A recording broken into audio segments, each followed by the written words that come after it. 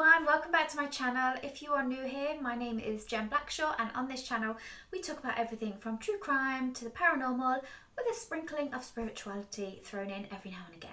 I would love for you to stick around, so hit that subscribe button if you haven't already, and thank you so much for everyone who has already subscribed. We are building, slowly but surely we're getting there, so thank you so much.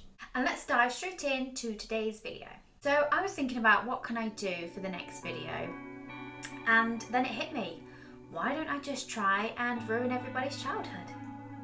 Not literally, I mean, I'm not going to psychologically damage you for the rest of your life. But today we are talking about the Mandela Effect.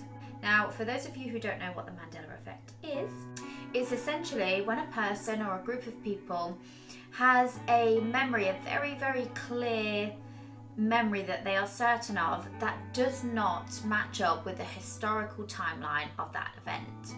The phrase Mandela Effect was first used by a paranormal researcher named Fiona Broom about a decade ago, and she was describing how her and many other people have a very clear memory of Nelson Mandela, the anti-apartheid activist and political prisoner, dying whilst he was still in prison in the 1980s.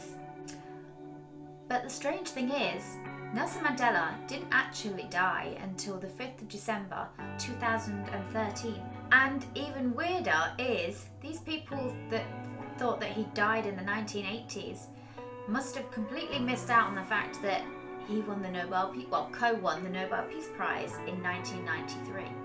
He became president of South Africa from 94 to 99, and more importantly, he had the absolute privilege of meeting the Spice Girls in 1997. And yet many people still have this memory that no, he passed in the 1980s whilst he was still in prison. Now, believers of the Mandela Effect think that this is clear evidence that we are living in alternate realities, that there are different dimensions that live side by side, and that sometimes the information can pass over from one to the other. From a psychology standpoint, however, this is nothing more than false memories. You know, the brain sees something and it creates these memories that are inaccurate, whether it can be caused by a misleading photograph, by misinformation, by someone blatantly telling you the wrong thing. Your brain could have picked up on certain bits of information and then it fills in the gaps with what it thinks is logical or what it thinks is reasonable to create this false memory. Now, personally, I think I have to stand in the camp of the psychologists on this one.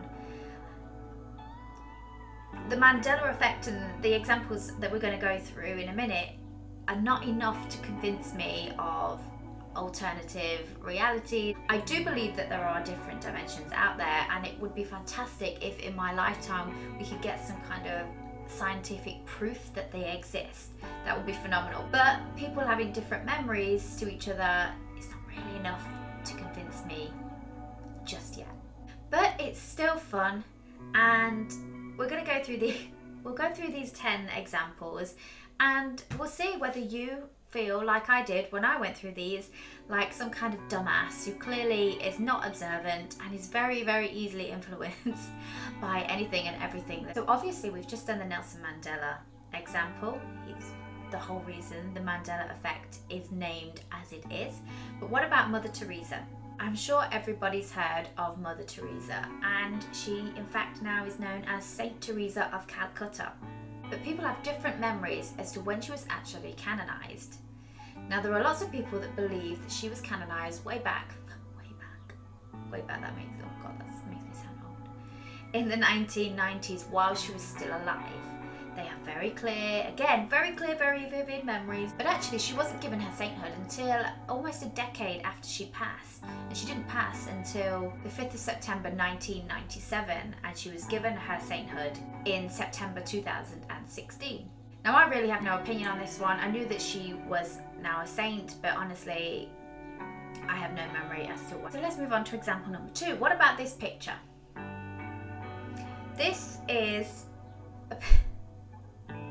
Henry VIII, probably the most famous of all of the British monarchs.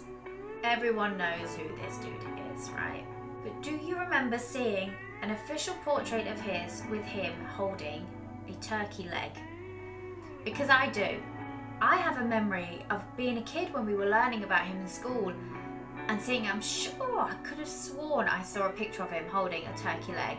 But alas, no picture ever existed. So that one was just me being dumb.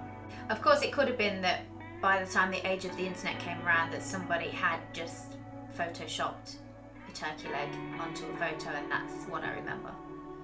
But no official picture of him holding a turkey leg. Now let's move on to films, okay? Tons and tons of films. I don't know about you, but I quote films all the time, my everyday life, without even realising that I'm doing it most of the time. What about The Silence of the Lambs? What if I was to say to you, hello Clarice? I'm really not good at impressions, please don't judge me. I could say those words to you, and a lot of you would automatically say, that's from The Silence of the Lambs. But actually, those words never get said. What the character Hannibal Lecter actually says is, good morning. So why have I been walking around for all this time, sneaking up behind people and saying, hello Clarice? Sticking with movies, let's move on to Star Wars. Probably one of the most famous quotes from the Star Wars franchise is, Luke, I am your father. Are you liking these impressions? There are actually people who claim to be die-hard Star Wars fans who are sure that they heard the word, Luke, I am your father. But actually, Darth Vader doesn't say Luke, he says, no, I am your father. Which is nowhere near as catchy, and quite honestly, I think they should have used Luke, I am your father. But where does it come from? Who started this? Another example from the Star Wars franchise of the Mandela Effect or false memories is C-3PO.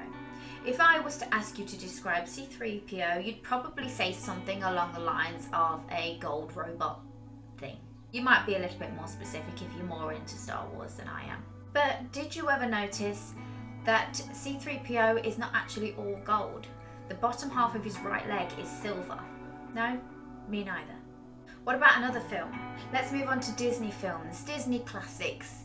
These are films that we all sat and watched over and over and over again as kids, especially if you're slightly older like me and you didn't have channel after channel of films on demand. You had to stick to VHS. But at some point you've probably watched Snow White and the Seven Dwarfs, and you've probably said the words whilst looking into a mirror, mirror, mirror on the wall, who is the fairest of them all? But the Wicked Queen doesn't actually say mirror, mirror on the wall. She says magic mirror on the wall. Honestly, I feel like I don't listen to anything. That's what I feel like. Why have I never noticed that before?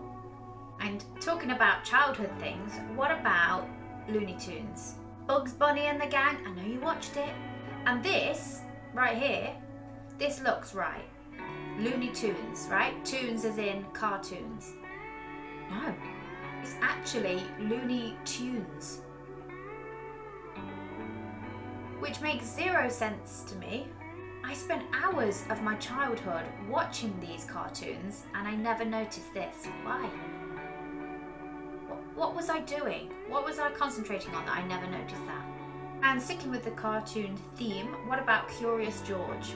If I said to you, describe Curious George, you'd probably say something along the lines of a cute little monkey with a long tail eating a banana.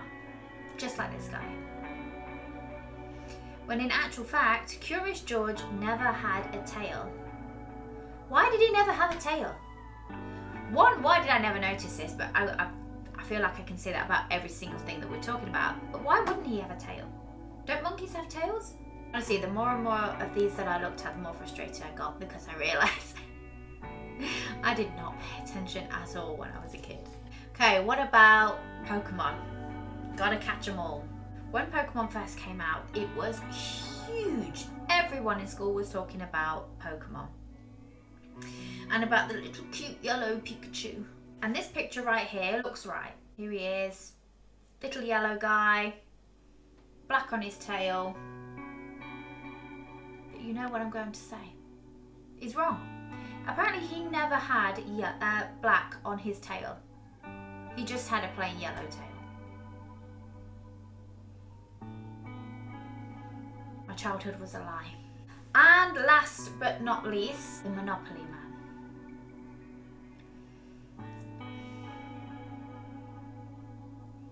When I tell you that this one hurt my soul a little bit, my brother and I spent many an hour arguing and fighting whilst playing Monopoly. Convinced that we were Monopoly legends, that you know that game inside and out. You know, the little Monopoly Man with his top hat and his little monocle. The guy had no monocle. And I know that that one's not just me. I know there's a lot of people out there that are convinced that at some point the Monopoly Man had a monocle. Where would we have even got the monocle idea from? It's not like people were walking around where I live with monocles. So those are our 10 examples. And like I said at the beginning of this video, and whilst they don't convince me that we are living alternate realities, they do convince me that clearly I do not pay attention. But it's still fun to look at and think where you've been a massive dumbass in your life. Quite a lot of times for me. If you have enjoyed this video, please hit the subscribe button, give it a thumbs up. As always, let me know what you think down in the comments, and I will see you guys next time. Bye!